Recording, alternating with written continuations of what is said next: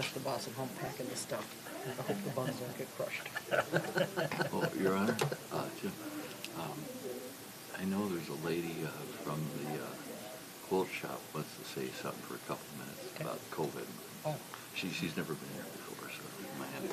Okay. All right, I'll call to order the city council meeting for June 24th, 2021. Everyone please rise for the pledge of allegiance. I pledge Allegiance to the flag of the United States of America and to the republic for which it stands, one nation, under God, indivisible, with liberty and justice for all.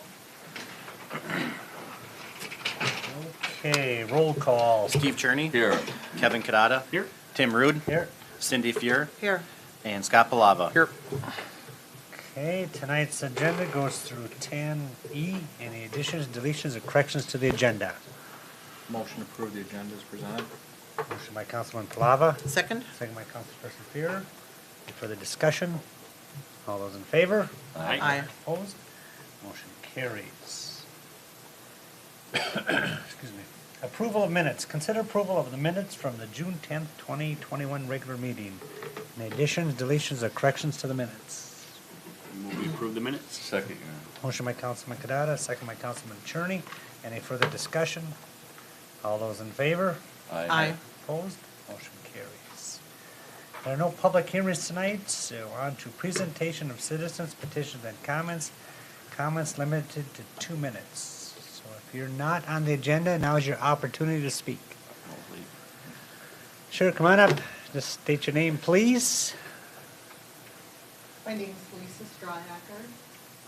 I'm just an interested citizen wondering the monies that the city's going to be getting for, due to COVID, how it's going to be utilized, how it's going to be advertised this round. I do realize the last round, it wasn't really well known and a lot of businesses didn't participate. But as a business owner, I realized, at least I didn't think that it would impact my business for this long. That I probably could have held out. And I think a lot of business owners probably were thinking the same thing. You know, they didn't want to do paperwork or for whatever reasons. Right. And didn't apply for any money in aid. But now, maybe more of them would consider it a possibility that they need the help. I know I've gone to some extreme measures just to keep my business afloat. I had no idea that it could go on this long. Right. I thought it would be kind of over and done with and would be back to normal, but that's not the case. Right, So right. I'm just kind of interested how that's going to proceed. because Sure. The monies are becoming available as I understand it, and how it's going to be carried out from there. Sure, okay. So, Yeah, well, I'm glad you came. Actually, item number 2 deals with the virus fiscal recovery fund.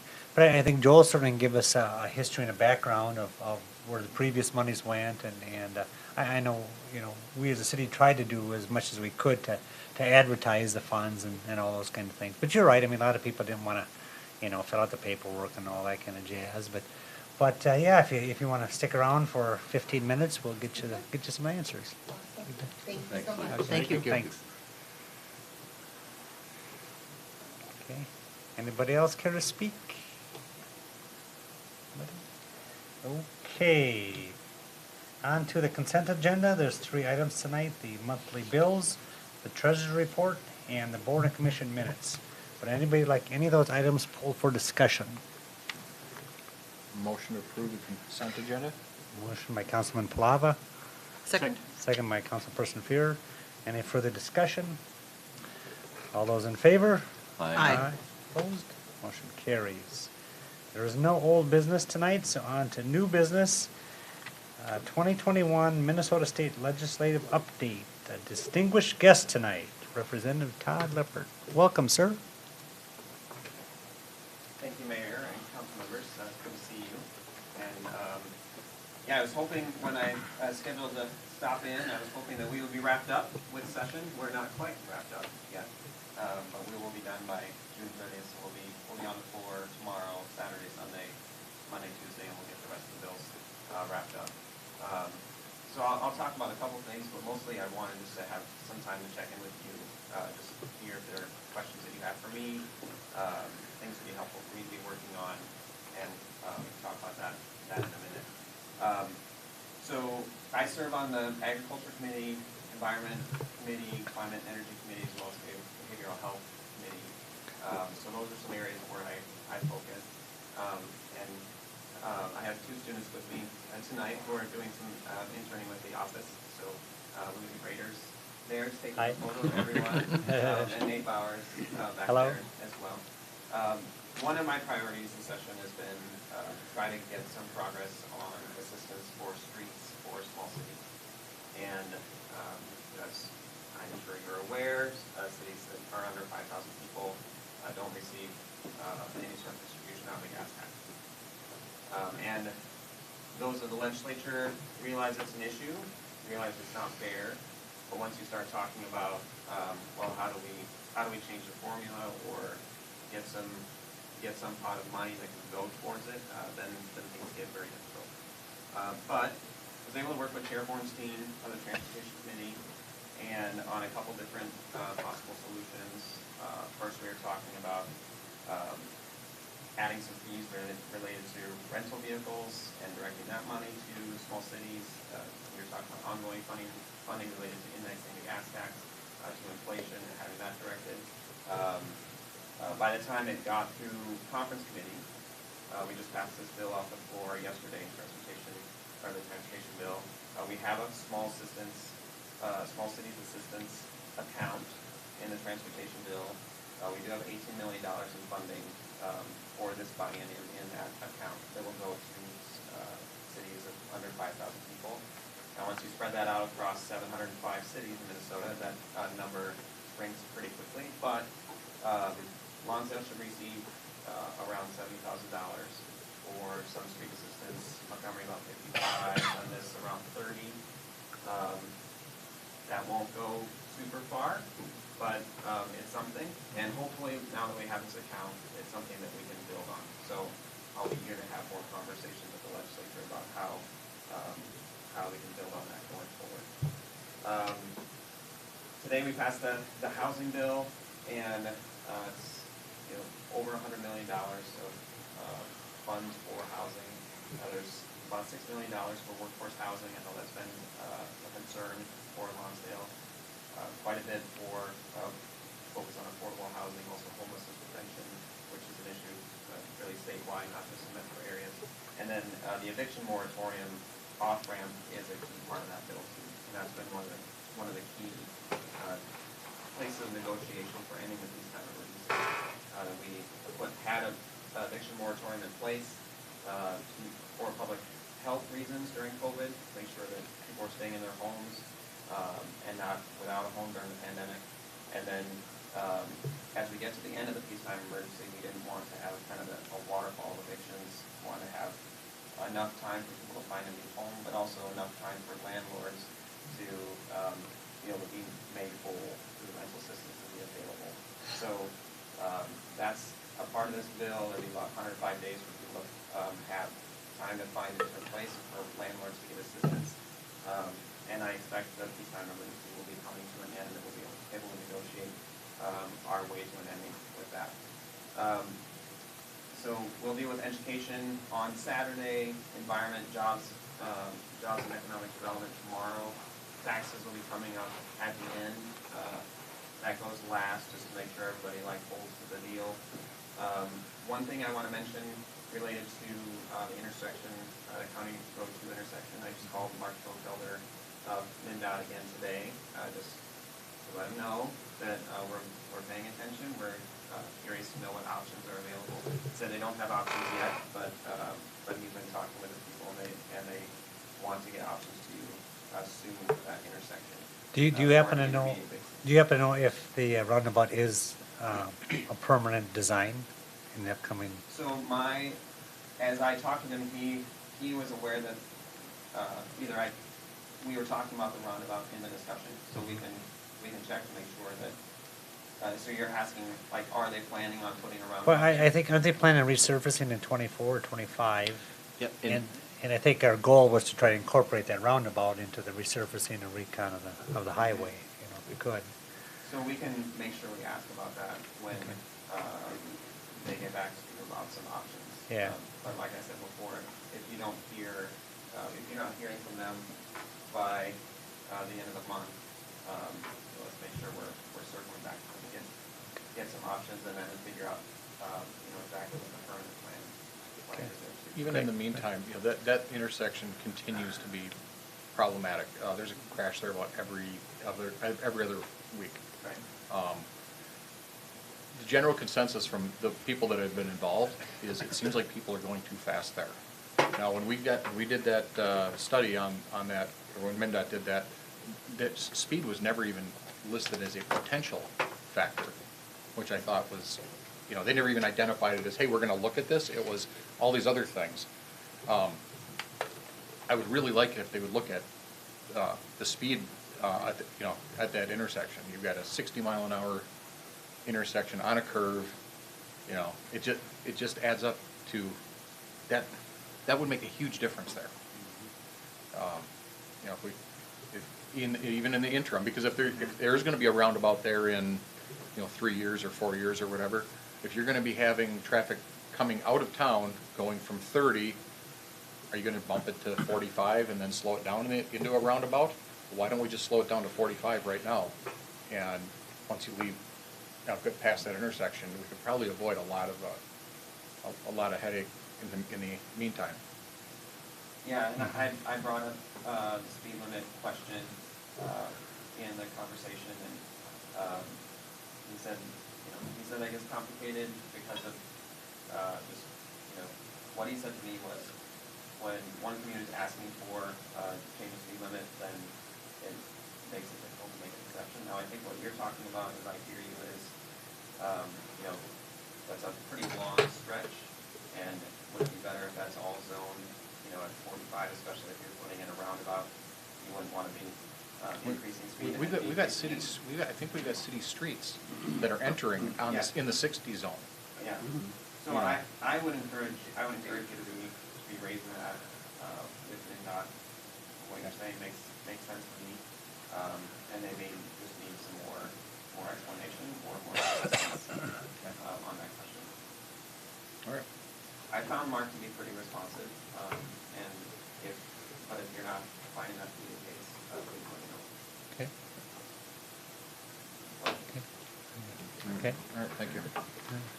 Other questions that you have of me? Or? I do. I have some. I guess since we brought up the COVID relief, from the state level, the state aspect, what do you think about, relief for businesses, especially small businesses? So that's been a priority of ours in the House EFL. We passed the Commerce Bill. I think especially the Jobs and Economic Development, we're going to see some of that support. So we've been provided as much support for small business relief through the pandemic as we could, and we'll want to be directing the federal support that we're getting to small businesses too. We know that small businesses are going to get really, really hard, and I know many small businesses that have experienced what you have, just this shock and dismay that the pandemic has gone on this long, and so we're aware that that's the case and want to be directing. I think part of the issue too that I've heard over the time is the procedure and the access to these programs, to these grants or whatever. If you're not really up to speed, it's hard to access that. I mean, is there a state website, or is there how would they follow up on that? Support has been administered through the Department of Economic Development through DEED. Through DEED, and okay. through that website, and so additional funds that are available I imagine will be administered through DEED. Okay. I know there's a question in the back.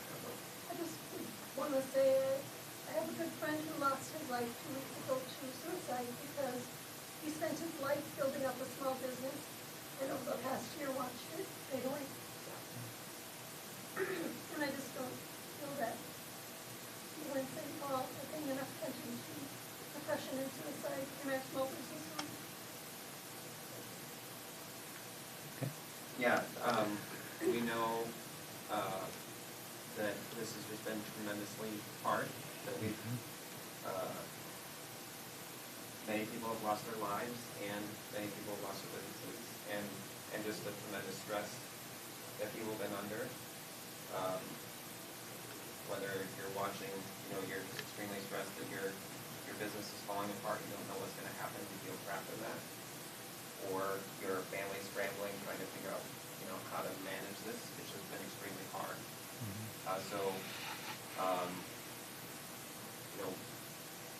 I know my colleagues and I are trying our best to get that assistance out as quickly as possible, to listen and try to provide as much support. I know we don't all agree on the decisions that have been made, but I know. We're trying to get through, do our best going forward from here. My father lost his life in December. He was in a locked family prison. Both he and my mother caught it from a worker. We weren't allowed to visit, but a worker was allowed to bring in 8 of 13 patients, so that's 4 lost their lives. It's not being managed by the legislature. There's one person who is controlling it all, and he should not have emergency powers because his decisions are poor. Banning the use of therapeutic medications and forcing people into nursing homes were not good executive orders. He needs to lose his emergency powers as soon as possible. And our legislature needs to lead our state, not the governor by himself. He is not a king. So I hear you, and this is the debate we have at the legislature repeatedly. As I said earlier, I do believe we're moving to the end of the emergency powers. And I will also We've say, watched your vote. We know how you voted on the issue. yeah, I'm aware, and I know that this next election will be about the handling of this emergency. Now, what I will say also is that when you look at the death rate of COVID in Minnesota compared to North Dakota, South Dakota, and Iowa, if those states had the population of Minnesota has, we have many more people in those states would have died, thousands more. And That's a guess. so we can talk about that data. So that's what I would say in response. I work in the medical industry, and I think the models have been very well. We furloughed a lot of medical workers this year, too.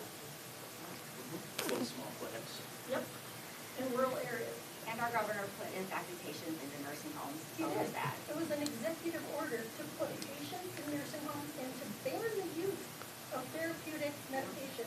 Why the hesitancy to allow therapeutic medication? Why are politicians coming to the doctors and their patients and their families and isolating people from advocates and families? Your vote every 30 days is what's enabling these emergency powers of the governor, these bad decisions that he's making. Your vote every 30 days that you made to give him those powers, despite his horrible decision-making, despite people like us that are coming to you and telling us that our small town is different than Minneapolis and St. Paul. Our small town bars and restaurants were closed, but large grocery stores in the city are allowed to have 30,000 people into them in one day on a weekend. But our small town is completely shut down, which already has limited resources and limited money coming in. And that's why we have you as a representative for us, is so that you can go to St. Paul and tell them what we're telling you. And not allow the governor to dictate from the top and tell everybody across the state what to do, one blanket statement that, you're not listening to us. So a lot of these people that are hurt, a lot of these people that died are effects of the decisions of you and the governor. A few minutes ago you said, soon we're going to negotiate an end to the emergency powers. What does that mean? Because you're voting for the emergency powers. So how are you going to negotiate with yourself to end the emergency powers that you keep voting for?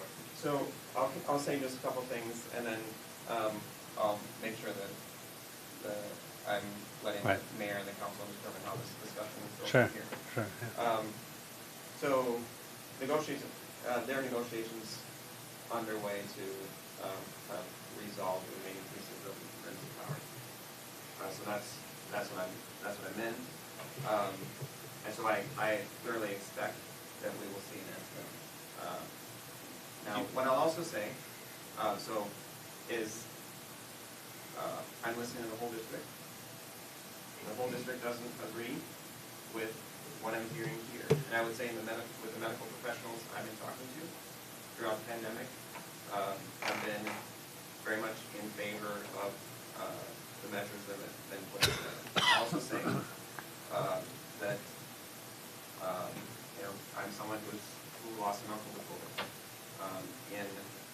in a state where there are very few restrictions in place, and I wish he should still be with us, as so many should still be with us. So this is a difficult conversation. I'm guessing we won't agree tonight, but it's helpful to hear your views, where you're coming from, and I'm sharing my thoughts with you. I'm just going to turn to the council now. Sure. We can continue this discussion if you have other questions. We have a couple other questions. I guess just for the audience, so what is the best way for the audience to contact you outside of this council meeting? I mean, emails or calls, or how can they discuss this with you? Sure. People can email me at rep.todd.lippert@house.mn. My office number is on my webpage as well. Those are the best ways to contact me. Okay. So I obviously have real concerns, so feel free to contact them. I would like to say that I've sent out several emails and never once received a response, so I'm missing my son's last T-ball game of the season to be here to speak to you today, because I feel like I'm being ignored, and this is stuff that's really important to me and my family and the rest of the people in my small community that you're supposed to be representing, so. I remember us having a conversation in a Chamber of Commerce meeting in Montgomery. Yes. I'm happy to talk with you more. And the conversation we had is very similar to the one we're having now, only that was before some of the really harsh lockdown restrictions, and now all the restrictions are over. There's no restrictions. We're gathering together, we don't have to wear masks. All this stuff is ended, so why are you still voting for the emergency powers if everything's ended? All the restrictions have ended. Because it's about money, because he gets a bunch of money, Walls does. As long as the lockdowns keep going on, he holds his emergency powers, so it comes down to follow the money train. I agree with you. I really want Todd to answer the straight questions, and, is the governor forcing you to vote this way so that he can continue to receive federal money? No, the governor's not forcing me to vote that way. The reason I voted to continue the emergency powers this last time is for three reasons. One, for reasons that haven't resolved yet. One related to the housing eviction moratorium problem ramp. Another related to making sure that we can do what we need to do with vaccines, because that's supposed from the federal government, and also for food security assistance from the federal government.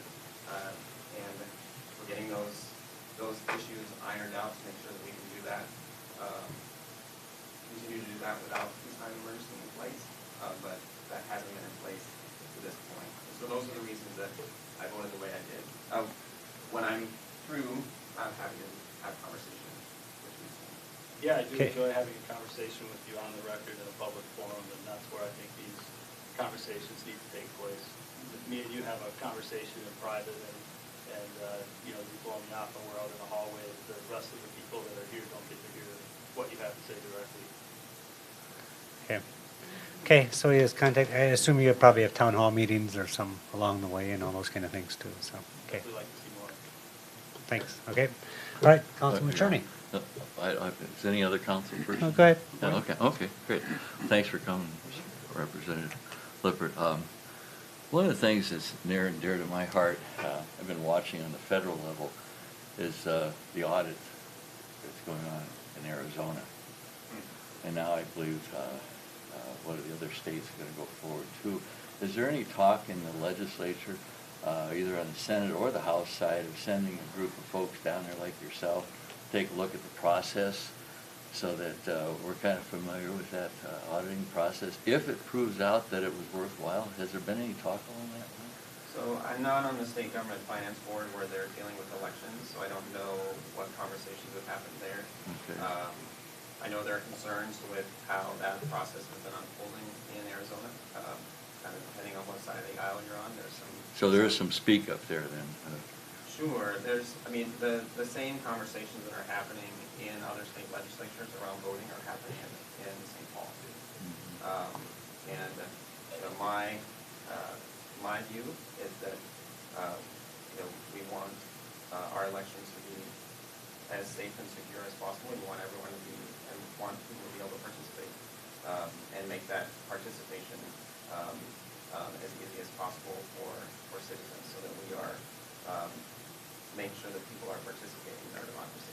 Can you be very specific, you personally, with what you mean by that?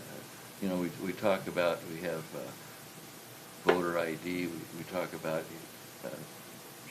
pulling a driver's license out of your pocket and standing there in person. What does having a valid ballot mean to you in a valid voting process, you personally? So, I think Minnesota election laws right now are very strong. And we were able to, navigate the challenges of COVID, and I think able to have a very, very secure and accurate election here in Minnesota.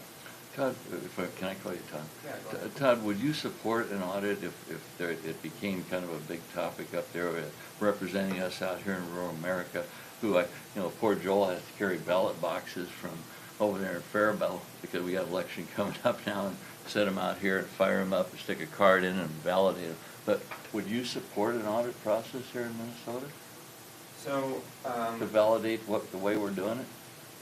as far as, so you're like two pieces in that. One Okay. is, I think the election was, the questions about the election, in my view, were dealt with in the courts. And the courts, many times, couldn't find evidence that the election wasn't accurate, or the results weren't accurate. I think as far as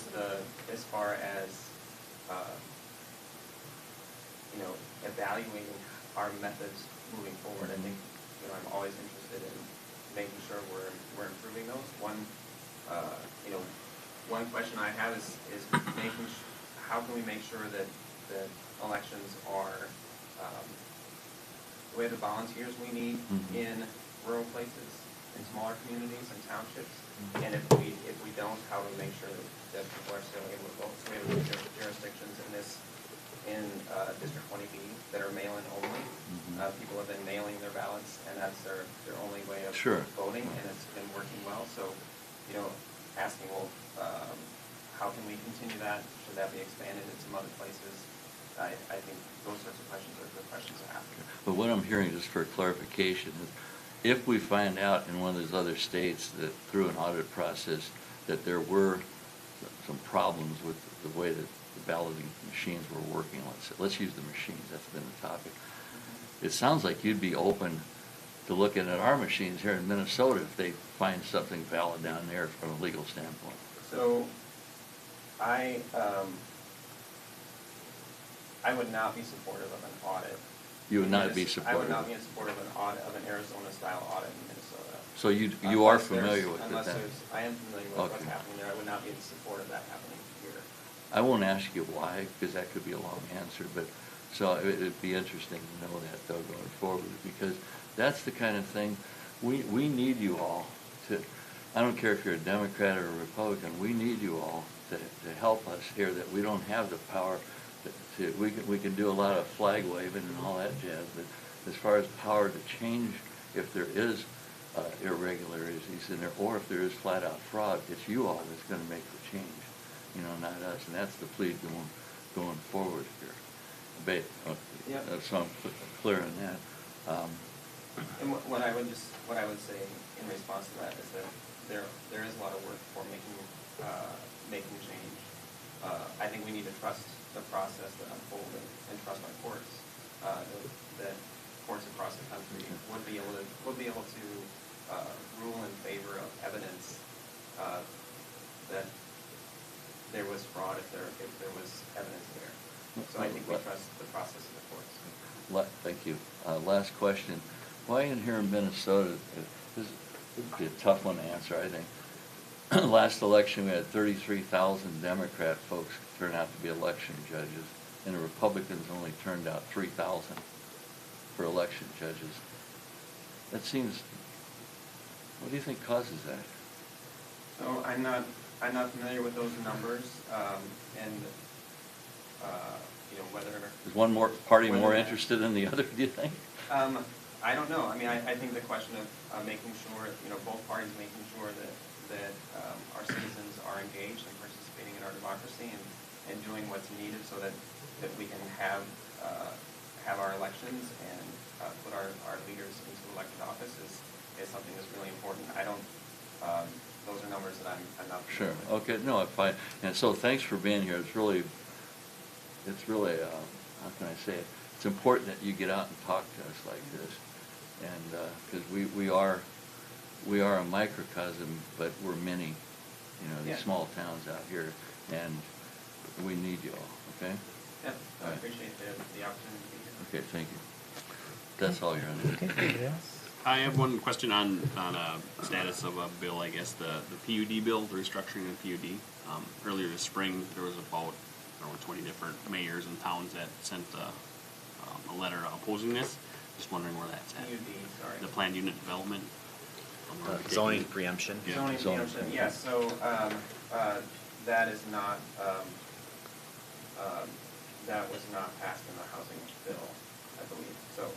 Is there that was traction not. for it coming back, or? I expect that, it will return, but there will be resistance to it without passing. So I've heard, the resistance of cities. Thank you. Okay. Question here? No questions, thank you. Robert? No, discussed my concerns. Okay. I guess the only thing that the only question I have is more specific to Lonsdale, but, you know, obviously we're a young growing community and we got a lot of parks and trails, and we spend a lot of time and effort developing this, and I'm just wondering, some of the programs are, I know we've had some success with the DNR grants and things like that, but, I mean, are there state programs or other opportunities for us to tap into to help, you know, the maintenance and, you know, the recreational activities for a small community?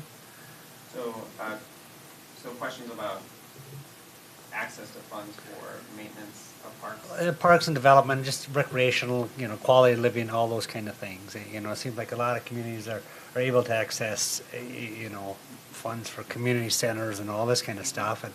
And it's just, we've, you know, developed a lot of this on our own over the years. And now the trails for, as a prime example, I think we have like 10, 11 miles of trails of walking paths. And it's a beautiful layout, but, you know, over time they become more and need upgrades and all those kind of things.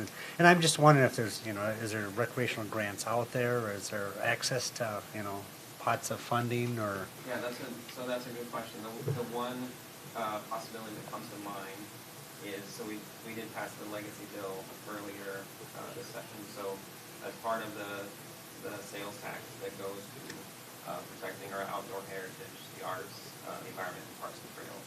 And so I could find out more information about applying for those funds to see if that would be a fit for what Lonsdale might be planning for the next. Yeah, the next 5 I think that years. would really be helpful. I mean, we, you know, obviously we have a lot of young families moving to town, a lot of, you know, seniors walk and all those kind of things. And I think that really is important for our community. We're actually discussing, you know, how do we maintain our parks, you know, without impacting the tax burden of the residents. And, you know, over the years, we've been pretty successful because we've had developers, you know, contribute to a lot of our park system and park improvements, or actually build the parks. You know, so without development, you know, then we'll go back to the taxpayer and all that kind of stuff. But it just seems like there's a lot of communities that are able to tap into these funds that, you know, if we had that opportunity. And I appreciate anything you could send down to us or send out to Joe. Yeah, I will, I'll find out more information. Yeah, that'd be about great. that and show it. Along that, if I may, Your Honor, to piggyback on that, John, one of the things you may run into is that there are thresholds for communities. At 5,000 population, X, 10,000 X, and so forth and so forth. If you see those barriers of entry to that grant money, if you could identify those as well, let us know that, because we see that in other large cities. We're sitting out here waving, and then if we find out there's a barrier, well, if we know that barrier is there, then we can ask you to help try to break down those barriers too for us. Yeah, that's right, exactly. And I will say, in fairness, I mean, you've been helpful to us. I mean, Joel and I, we toured the Capitol with you and worked a little bit on the bonding bill and all those kind of things. So we really appreciate that, and appreciate you coming to our council meetings, Well, I That's good. appreciate you making the space, and just encourage you to reach out if you have questions, and I appreciate the opportunity for conversation too. I mean, these have been really hard times, and leaders have been making very difficult decisions, and we have difficult conversations to have. So I appreciate you making some space for that to happen. Okay. So All right. thank All you right. for your time tonight. Thank you for Thank you. coming. Thank you. Thanks. Thank you, Don. Okay, on to consider approval of resolution 2021-37, a resolution accepting the coronavirus local fiscal recovery fund established under the American Rescue Plan Act. Mr. Erickson. Thank you, Mayor and members of the council. Initially, the estimates for the city is that we were to receive approximately $478,000. With updated information, what they're recommending that cities use for estimates is the 2019 estimated census population. Ours was 4,207 times $105 per capita. So it equates to just under $442,000 that we're estimated to receive right now. The first step in receiving the funds is the council has to adopt the resolution requesting the funds. Once that's done, staff will verify our DUNS number, verify the city's SWIFT, which is the state payment portal for electronic fund transfers, and then we need to provide some 2020 budget information. The funds can only be used for necessary expenditures incurred due to the public health emergency with respect to the coronavirus. They were not accounted for in the budget most recently approved as of March 27th, 2020. Were incurred during the period that begins March 1st, and we have until December 31st, 2024 to spend the funds. The fiscal impact of the city is that we would receive, again, the estimated $442,000 to be spent on COVID mitigation measures. The alternatives would be to not approve the proposed resolution and essentially decline receiving the funds that have been allocated to the city. And then included with the staff report is the proposed resolution 2021-37. Okay, I'd like a couple of clarifications, maybe you want to, Sure. for the public and for the council here is, now, these funds are different than the previous funds. These are specific to a city, the city needs, or can they be utilized to help small business? Correct. So the first round of funding, the city received $311,005. Of that, just under $100,000 was provided to businesses, nonprofits, and residents for qualifying needs. As far as communicating that with the public, we sent out emails. I know the chamber numerous times sent out email blasts. I even went door to door on Main Street and begged people to apply. Most did. Some didn't for various reasons, and that's their decision. That's fine. And then the city used the rest of the funds on PPE and some of the stuff, other things that mitigated COVID. The funds that are proposed to be allocated to the city can be used by the city to mitigate COVID, by businesses, and residents, along the very similar lines of the CARES Act that we received last year. So these dollars are similar, is what you're saying, so they can be used for small Correct. business? Okay, Yep. okay. So, Now, the first time around, was all the money utilized by businesses, or was there? no, about 1/3. Okay. It was just under 100,000, and we received just over 311. Okay. For whatever reason, they don't want for whatever reason, hopefully for positive reasons. I have not had one business come to me and say, we're struggling, we need assistance. Is there any of those funds remaining? I can't think of one time. Okay.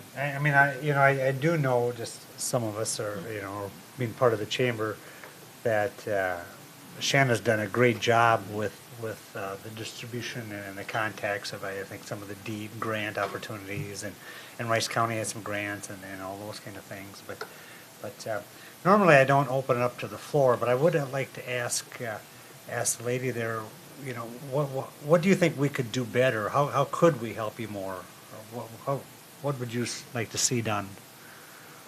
Emails sent directly to the businesses, not just chamber members, Okay, would have been helpful, okay, so that the communication early on instead of way at the end.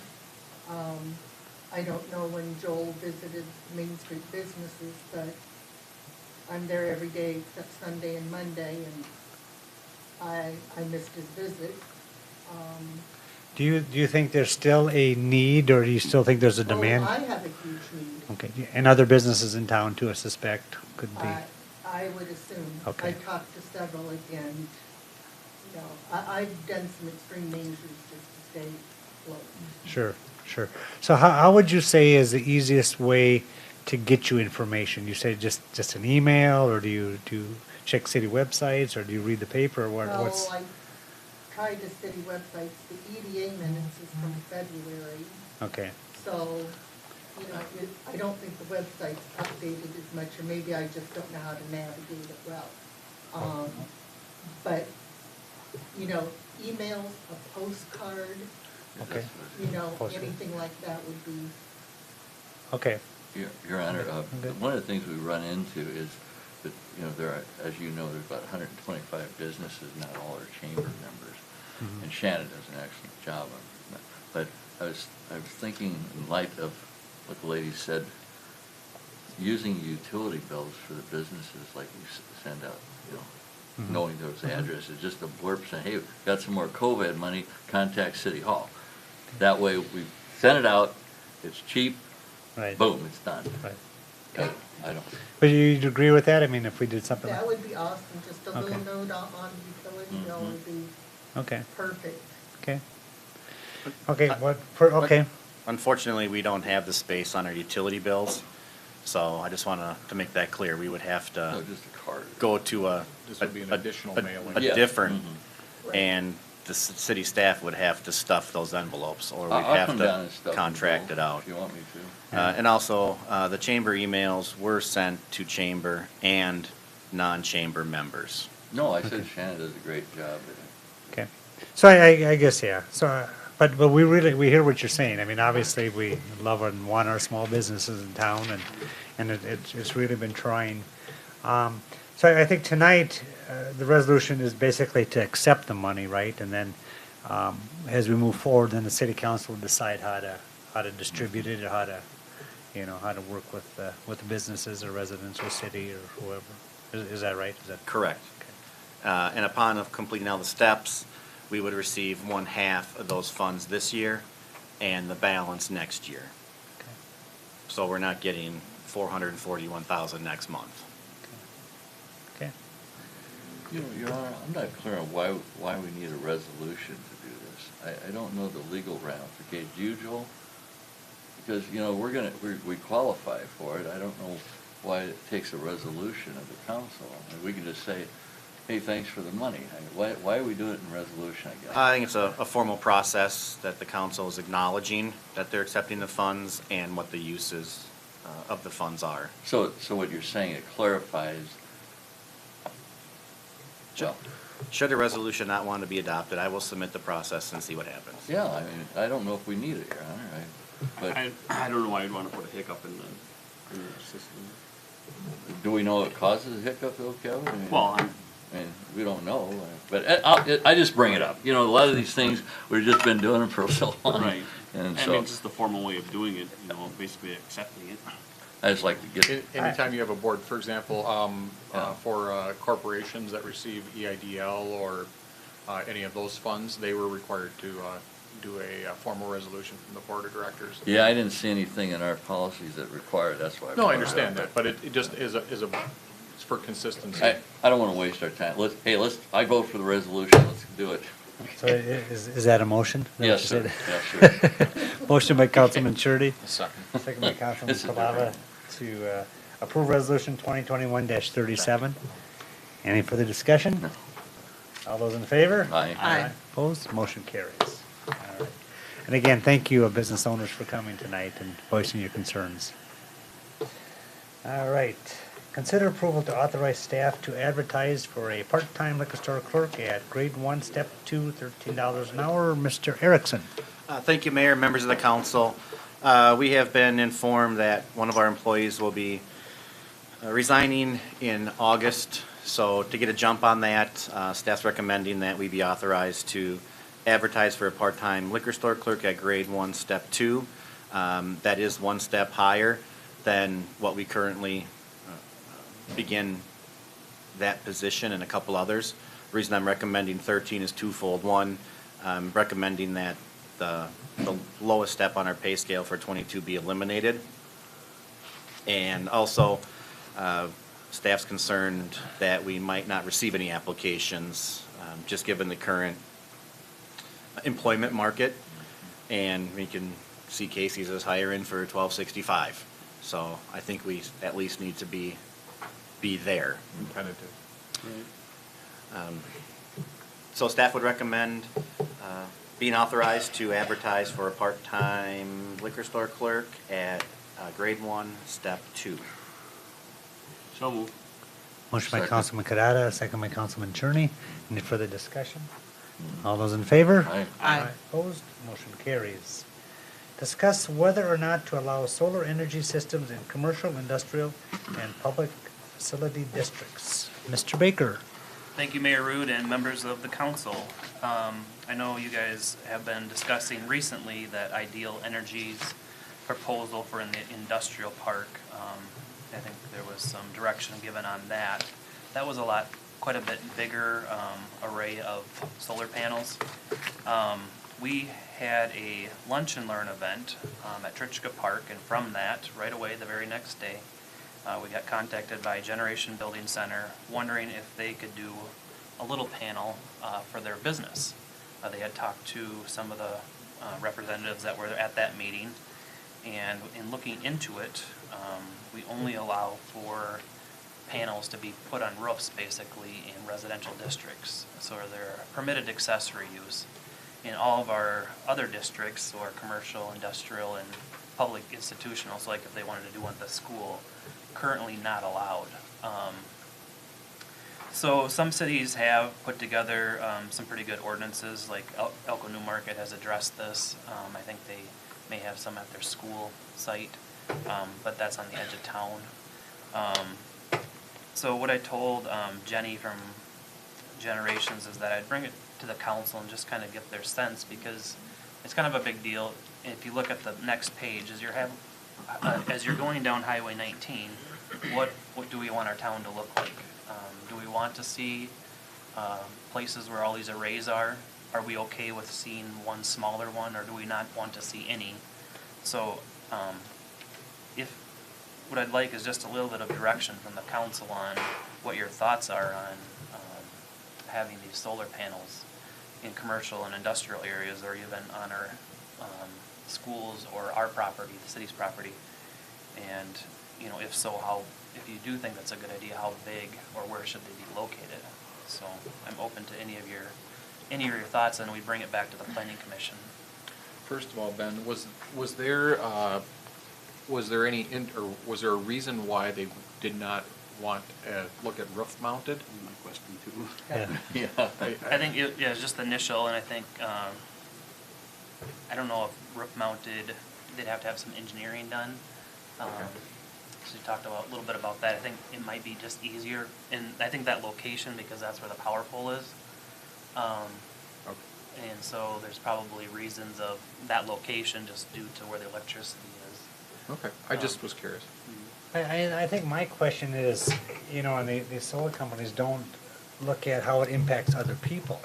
I mean, the reflections, the highways, all those kind of things. And, you know, even to this day, I mean, there's so much wasted land in America. You know, these old gravel pits, for example. Why don't you put your solar panels in that instead of taking up prime farmland and, you know, and putting your Less panels? dust. Less dust. Yeah. Jeez. So I mean, you know, I'm for solar energy, all that kind of jazz and stuff. But on the other hand, I think we really have to see the impacts of the rest of the residents.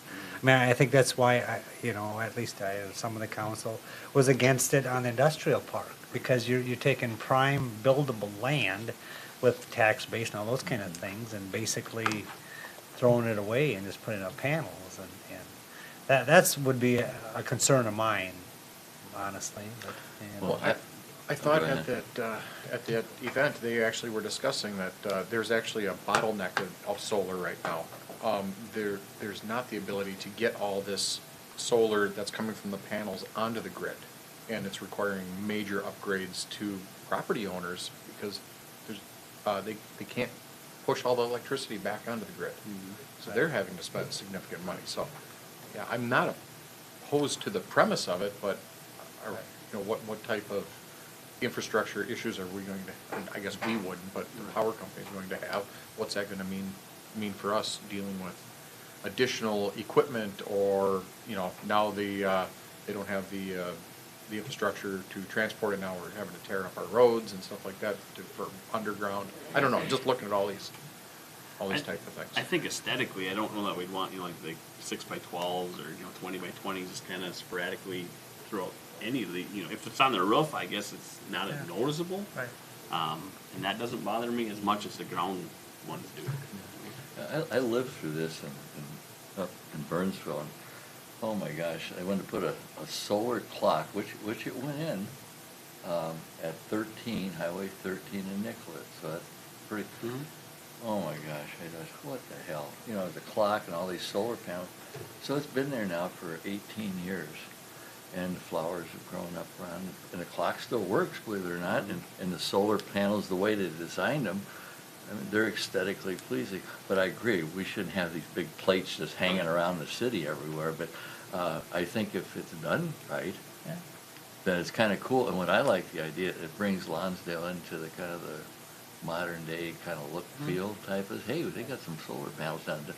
As long as we don't, I wasn't for burning up, industrial parkland for that, Well, but another this thing will. too is, if this is, for example, even though it's on private property, we're going to require fencing or screening or something. I mean, think about it with the bike path or the walking path right next to that.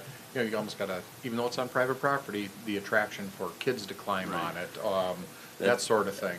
I had the same concern. I thought they were going to climb on that clock. We got to put a fence around there. And of course, I was voted down. Guess what? They've never had any issues.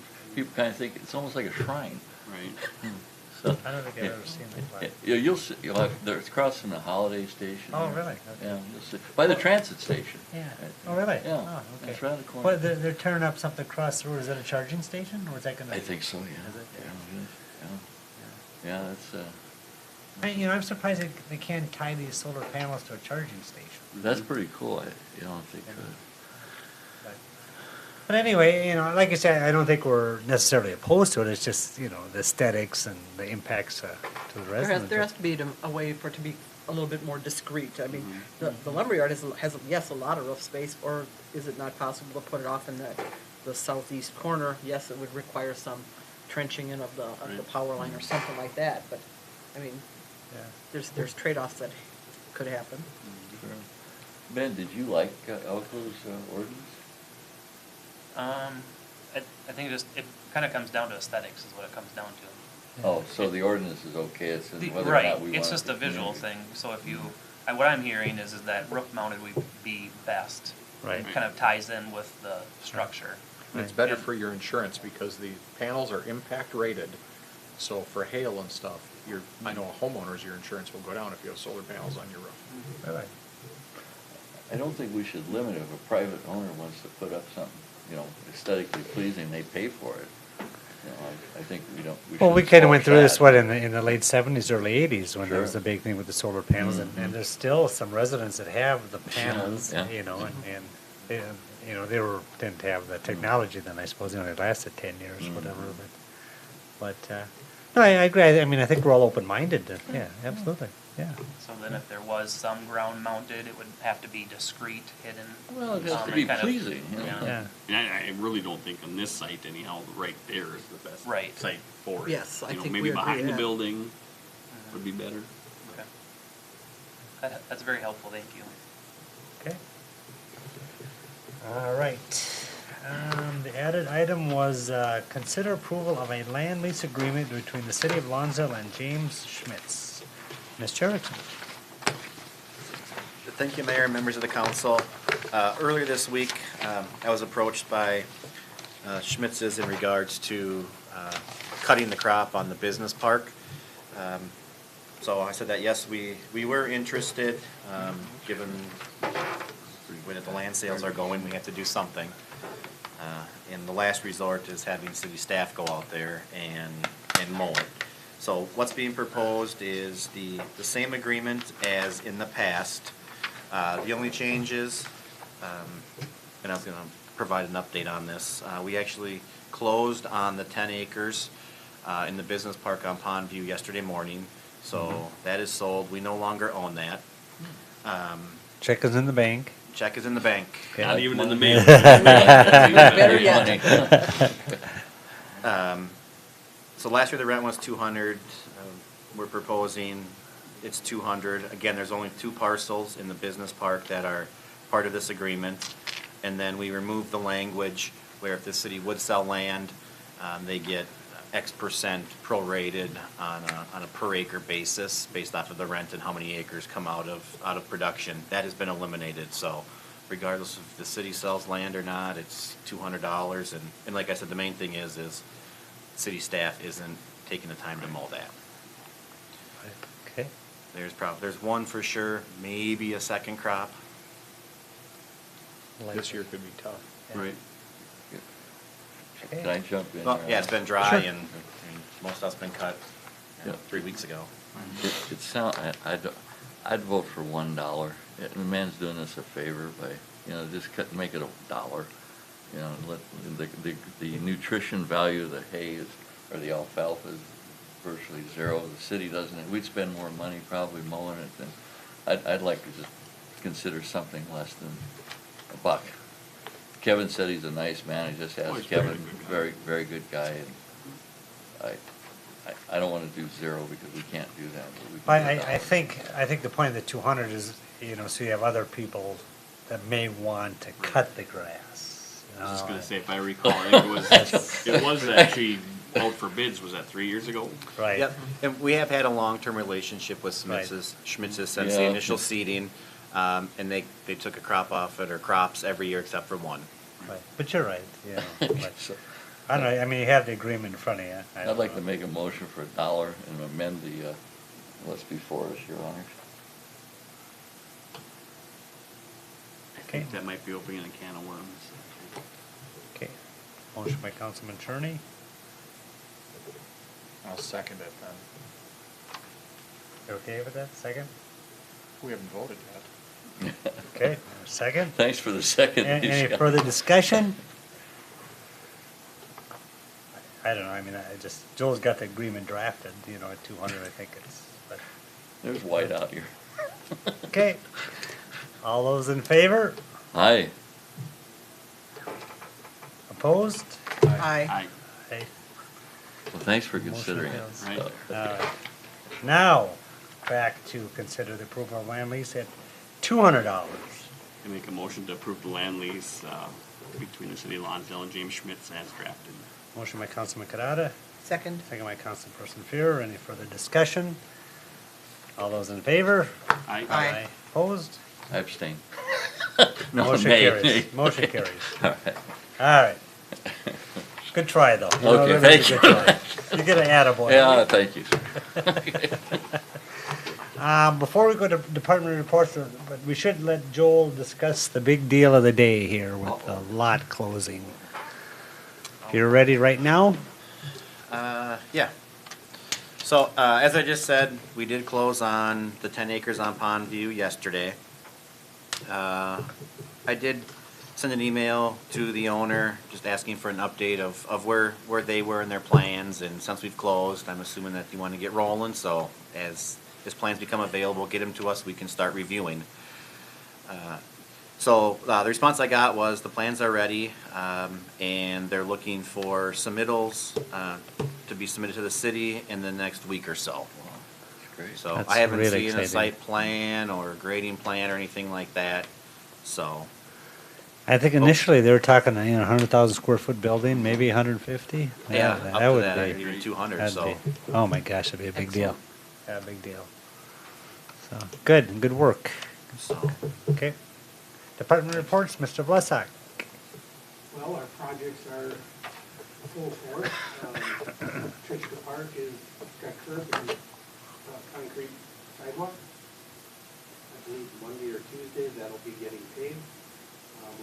We've been working on backfilling the curb and regrading the areas that there's been wash out, trying to get it ready for the blacktop to be finished, and then we can finally grade the rest of it and get it seeded down and put our irrigation out there, try to get some grass growing. Hopefully Mother Nature will help us here in the future. I think John maybe has updates on the street project, so we can do that. Okay, thank you, sir. Mr. Powell. Yep, thank you, Mayor and City Council members. Russ talked about Trichka, and it's staked out there, so they'll just have to do some subgrade prep before placing the bituminous base. The 2021 project, as you may recall, they broke that into phases, and they anticipated having phase 1 done through bituminous base by the end of June. They're very close to that. They expect Crane Creek will be in next week. So when Crane Creek's in town, they'll probably do Trichka, wear course on the 2nd Avenue, last year's project if it's ready, base course on phase 1 of 2021, and I think some overlays that Russ had in other areas, so. Dogwood. Done at that time too. So 2021, that work is going well, the first phase, the curb and gutters in, except for a couple of small gaps, and they've been working on prepping aggregate base. They did reclamation in the next phase, so basically 3rd Avenue and Delaware from 2nd to 3rd, Colorado. So they did their reclamation, so that was milled up and compacted back in place. They anticipate setting up the temporary water next week, and then probably starting utility work in the next phase the week after that. Okay, good deal. Just a clarification, maybe what the representative said, the $70,000, was that going to be directed towards small town for street maintenance? Is that what he was talking about, or? yeah, I got the assumption that we would receive 70,000 for street maintenance. For street Okay. management, yeah. So I'm sure you can find a spot for that. I bet you that check's not in the bank yet. That would be coming in from 2022, right? Yeah. Yeah. Okay, thank you. Well, I would assume it would be, because they're working on the 21 biennium budget, so really it would be available after July 1st. Fiscal That'd be great if it would. 21, 22. Just in Yeah. time. Oh, okay. Okay. I think Okay. we would be looking at budgeting it probably in our budget 22. Thank you. Anything else, Mr. Erickson? Working on EDA follow-up. We had a meeting last Thursday, working with the fire chief and Northfield Hospital on a agreement for pre-employment physicals, land lease agreement, working on budget items. I did receive from MnDOT the renewal of our limited use permit for our crossing at Highway 19. So I've received that last week. I've been holding on to that because I want to sit down with staff and see if there's anything that we can do to get some safety measures in there. It's probably unlikely, but I want to see if we can get some safety measures. I have been contacted recently about safety concerns, pedestrian crossing essentially, given the speed limit, no signage. So now's our chance to try to get something safety-wise. Since you're, Do- go ahead. Do we run any risk of, if we try to push for any additional, that they won't renew this agreement? Well, yeah, I mean, the worst they can say is no, and then we sign the current agreement. Okay, all right. But they're not. Yeah, I'm not gonna, no, it's pretty much sign it and. We kind it'll- of knew, we've known that for years. Yeah, But I correct. just don't want it to be back the way it was before when. We actually had to tear it that out. path, cut it back out of the right Yeah. of way. Right. We don't need to go down Right. that road.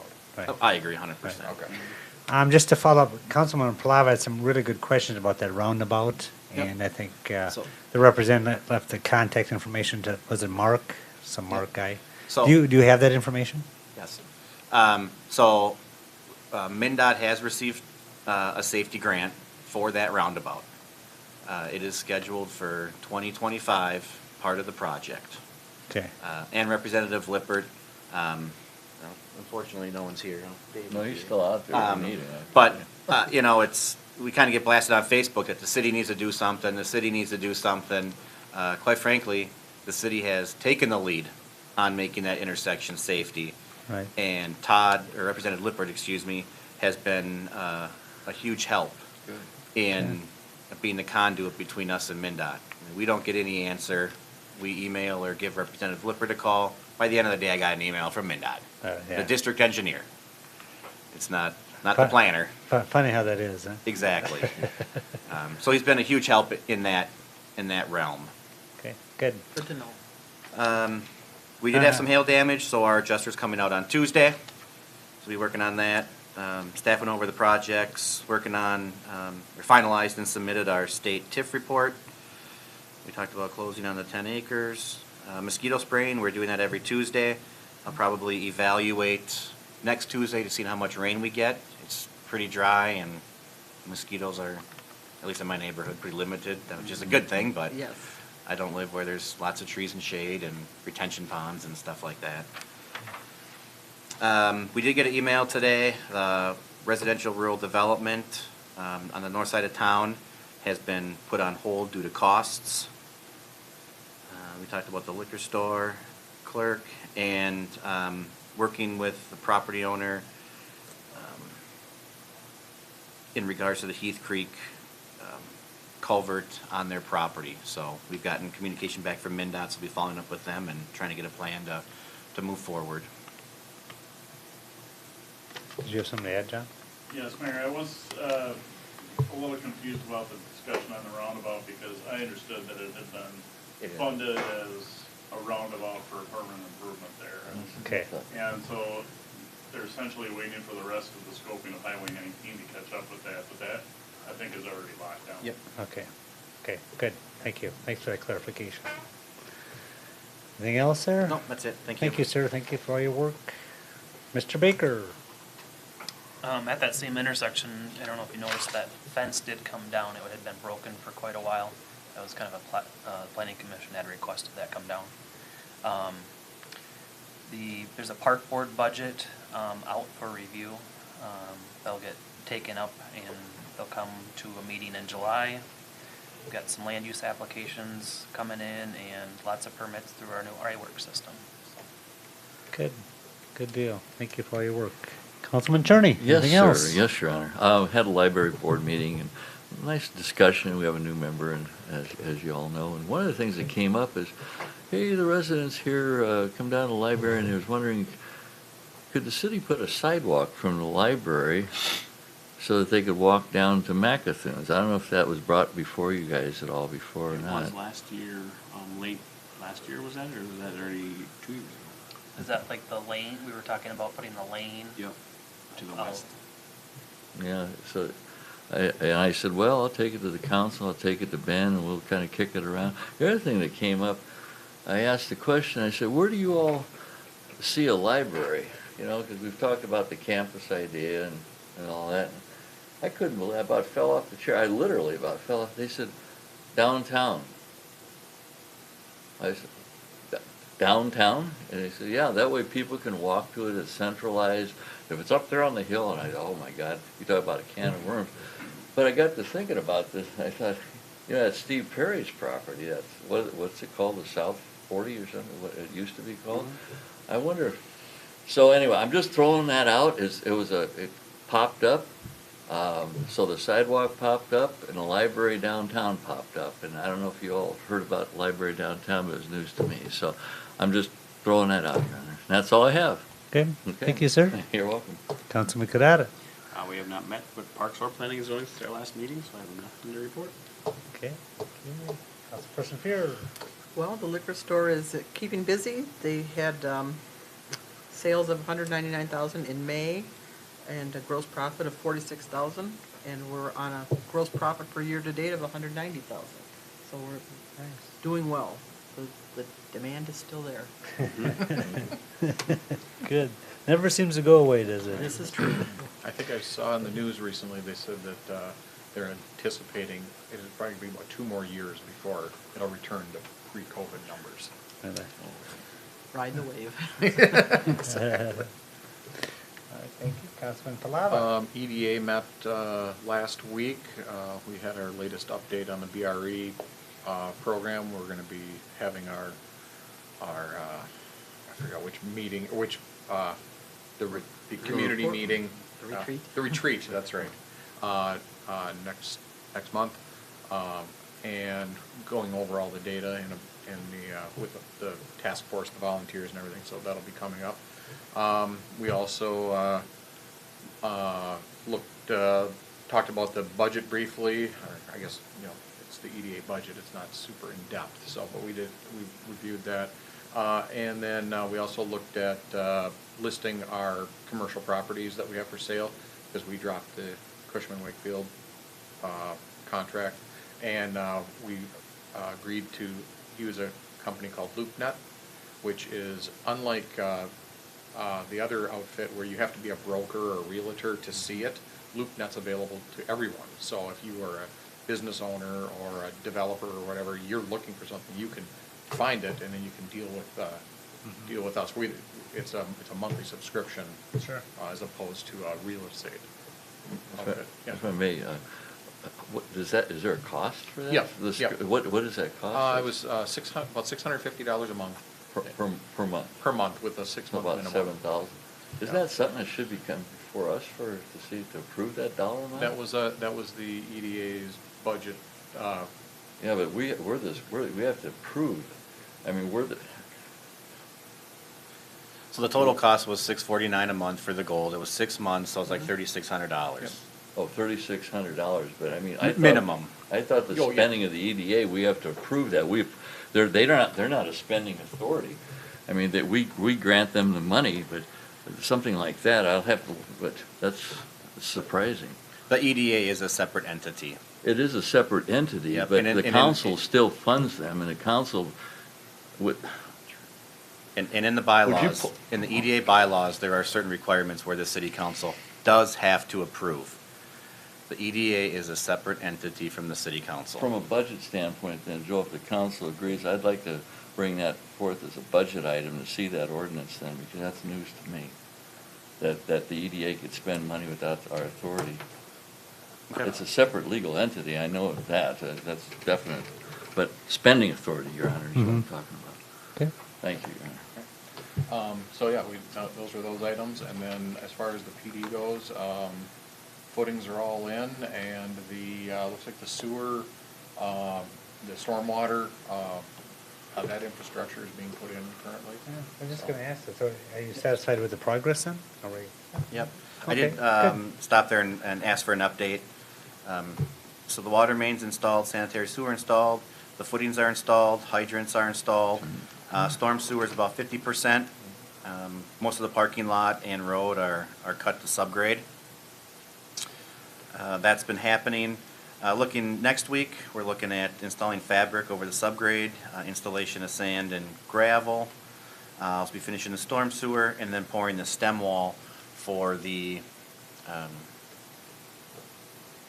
storm shelter, because it goes substantially below the rest of it, so they're gonna bring that up to the rest of the footings. Installing sleeves in that stem wall for the water and sewer electrical.